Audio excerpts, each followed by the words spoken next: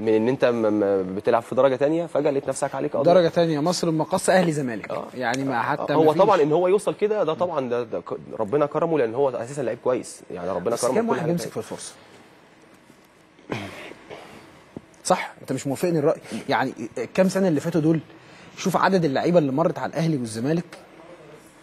وكم واحد فيهم حافظ على الفرصه بما يرضي الله. ما هو انت بتضحك بص انت بتضحك يعني بص ما انا بضحك لان انت جبت لي جمله في الاخر يعني كلمه في الاخر هي دي بما يرضي الله بما يرضي الله. احنا مشكلتنا احنا كمصريين عموما يعني ودي حاله عامه باستثناءات بسيطه جدا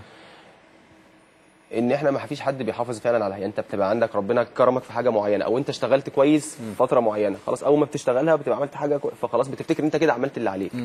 خلاص الموضوع بالنسبه لك انتهى فبتبدا تنام تاني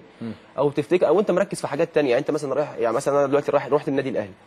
هل انا رايح النادي الاهلي عشان عايز العب فعلا وعايز اثبت بقى نفسي وابقى لعيب اساسي النادي الاهلي واروح منه لمنتخب مصر وكده ولا انا رايح النادي الاهلي خلاص انا كده ده اقصى طموحي انا رحت النادي الاهلي وخلاص وجبت عربيه خلاص ده انا كده اقصى طموح عملته فدي عندنا دي مشكله عندنا. جبت عربيه دي قديمه قوي يا كابتن هاني. قديمه جبت عربيه وجبت قديمه انت سمعتها اخر مره امتى؟ يعني بقول لك لا خلاص دي قديمه دي بقى لا دلوقتي بقى دلوقتي اجيب عربيه واجيب فيلا في لا في الساحل بالنسبه لناس معينه لا في ناس لغايه دلوقتي وانا بشوف الامثله دي كتير والله هدفها كل هدفه ان هو عايز يجيب عربيه وجاب عربيه اول ما يجيب عربيه خلاص يبقى الموضوع بالنسبه له كده انا جبت العربيه خلاص الحمد لله يبقى انا كده عملت كده خلصت كده كل حاجه. دي حقيقه فعلا والله انت فاكرها قديمه دي مش قديمه بالعكس ده دي جديده جدا كمان يعني قديمه ولسه مستمره لحد دلوقتي.